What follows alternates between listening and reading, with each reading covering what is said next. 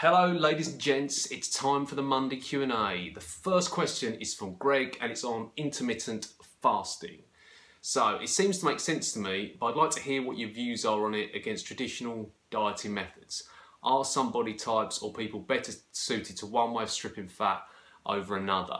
Now, intermittent fasting for me, I quite like it, and I've got a few clients who use it or use a version of it, and there's various ways you can set it up. But the most common and the one I think is the best, if you like, is it's called 16-8. So basically you fast for 16 hours and you eat all your food within an 8-hour window.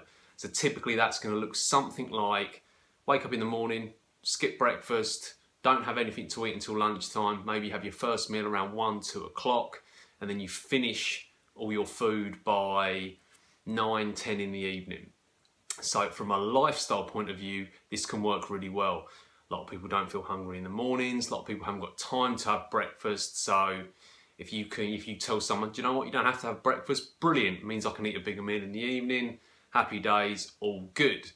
Now, does it have an advantage for different body types, or does it suit like an ectomorph, a skinny guy, better than an endomorph, someone who carries a bit more body fat?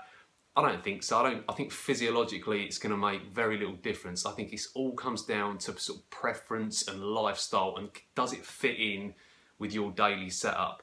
And if you're training first thing in the morning and you're going to fast all the way through till 2 o'clock in the afternoon, maybe that's not such a good idea.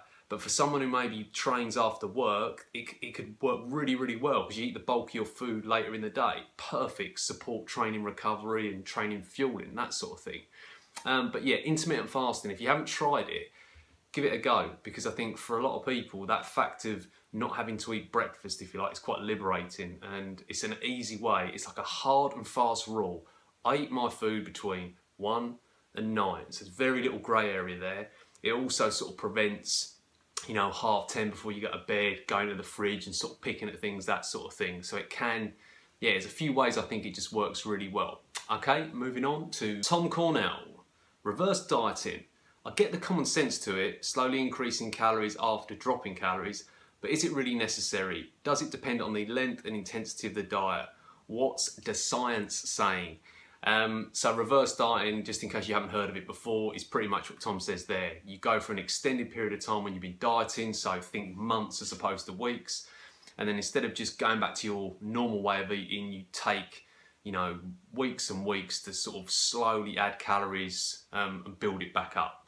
Now, there's a few reasons why people recommend reverse dieting.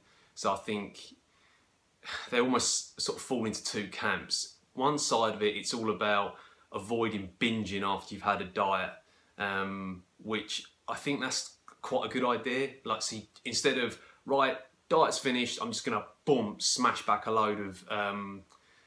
ton of calories, gain a load of weight. That does happen. It happens a lot. So if you can put something in place, some sort of rules or some sort of structure when you finish the diet, I think that's a smart thing to do. The problem is people have sort of taken that to the other extreme and are saying, you should be adding 50 calories extra a week or 100 a week or whatever it is. Now that to me is kind of like overkill, because if you finish your diet and you'll slowly bring it back up, you're probably going to find you're going to spend another few weeks or maybe even months in a calorie deficit, eating below maintenance. So you end up losing a bit more weight, which you probably don't want to do if you're at the end of a diet. Because there's this argument out there that it builds, this whole thing around, when you diet, you have like metabolic damage and all this sort of stuff. It's not really, you're not really damaging your metabolism. It's going through a series of processes which is completely normal when you diet. But hormone levels and that sort of thing, and resting metabolic rate, things are suppressed. So you generally, when you finish your diet, you're not feeling great. But I just don't think you need to drag out that recovery process for months. I think personally, take a couple of weeks. So maybe let's say you've dropped 1,000 calories over the course of your diet. So you started dieting on 2,500 and you finished the diet down at 1,500. Now, I don't think you should jump straight back up to 2.5, but maybe you finish at 1,500, first week, stick another 300 to 500 calories on that, see what the weight does. Week 2, another 300 to 500 calories on that. And then, you know, after a couple of weeks, 2 or 3 weeks, you should be back up somewhere near your maintenance or at maintenance. I'd say the quicker you can get it back up there, the better, because you're going to feel a lot better. It's going to facilitate better training. Yeah, so for me, reverse dieting, is it necessary?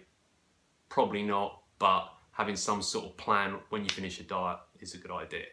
I hope that helps, sir.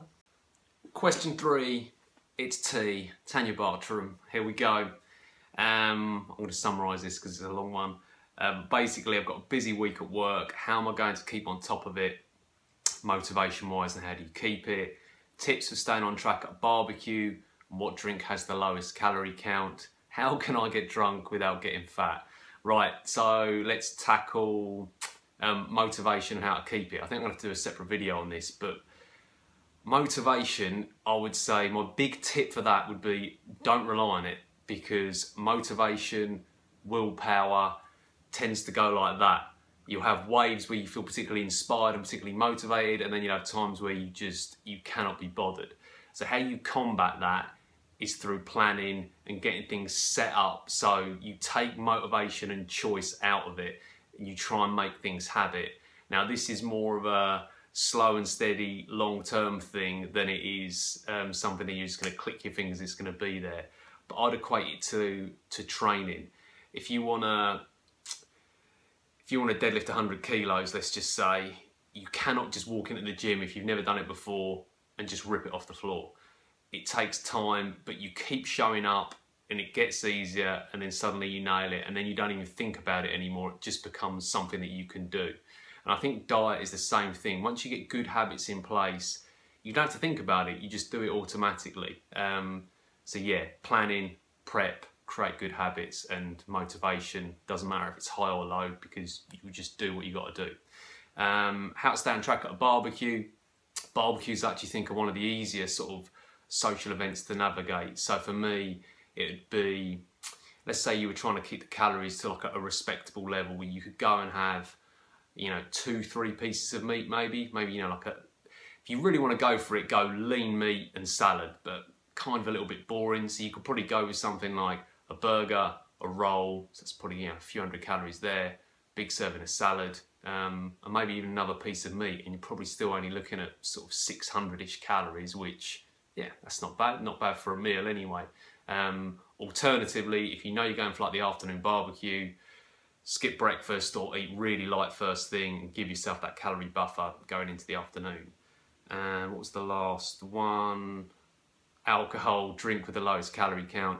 So typically that's going to be something like a spirit with a sugar-free mixer, so like gin and slimline tonic, vodka and Diet Coke, something like that. How can I get drunk without getting fat? Kind of what I said about the barbecue thing. So if you know you've got a big session coming up for a couple of days beforehand, I would drag the calories lower and create that little buffer. Obviously from a health point of view and a training point of view, you're probably going to suffer a little bit, but for one-off social occasions, it can be done. I hope that helps, T, and thank you very much for the questions. Next question is from Amy, who asks, what's your opinion on the metabolic window? Does it really exist or matter as long as your diet is consistent? In brackets, I think it's a load of rubbish. So I think you already know the answer to this question. The metabolic window, or anabolic window, as it's also known, is like that sort of short period of time after your workout where you've broken down muscle tissue, and you know the theory goes that you need to get that protein shake in there or a serving of protein to stop you from going catabolic and losing all your gains. Now, even though it is important to, you know, to fuel and recover from training, this small window is not so important. It's more, you know, take a step back and look at the diet over the course of the day, over the course of the week, because total protein content trumps you know, that one shake sort of thing. So let's say you have 2 people, they're both trying to hit 200 grams of protein. Don't know how I've come to that number, let's just go with that. You have person A who has 5 servings of 40 grams spaced out throughout the day. Doesn't really time it around his workout, it's just those servings. Then you get person B who puts the dumbbell down next to shake, but only hits 140 grams or 150 grams of protein total for the day, I would argue that person A is going to get better gains. Even though they didn't time it, perfectly or around the workout, they've hit their target, which is over the course of weeks and months is going to have a bigger impact on, just getting that one shake right. So if you've got if you're hitting let's just go with that 200 gram number again. Let's say you're trying to hit 200 grams every day. Now, if you're doing that consistently and you want to have a post-workout shake or eat straight after your workout, brilliant, nothing wrong with that, but I just don't think it's going to have this magic effect that supplement companies probably want you to think it's going to have. I hope that helps. Moving on to the next question. Okay, last question from Lorraine Wells. As you know, since retiring, I've found it twice as hard to stick to my eating plan. Weekends were always the hardest days, and now I have a 7-day weekend. I'm struggling. Any tips on staying strong apart from putting child locks on the fridge? Also, I thought I'd have a couple of days with less than normal, I'm assuming calories there, to try and kickstart the weight loss. What are your thoughts? I think that's an excellent question, and I think the whole thing of, so in Lorraine's case, she's retired, so yeah, the day's her own, she can do what she wants. The one thing that having a job gives people, this actually relates to Tanya's question as well, it gives structure. Set meal times. If you're at work, you've got half an hour window, you plan, you take your lunch or whatever, and it just provides that structure. And it creates habits. You eat at the same time generally. So if you know what your day, your meal plan or meal pattern throughout the day is, you can sort of pick and choose accordingly. Now, when you've got a day and it's just, nothing planned, well, yeah, that's great in one respect, but also if you're just sat around at home, like if I have a day like today where I'm working from home, I can go to that fridge anytime I want. And if I'm hungry, I'm going to keep going back. And if I'm dieting, that's not a good thing.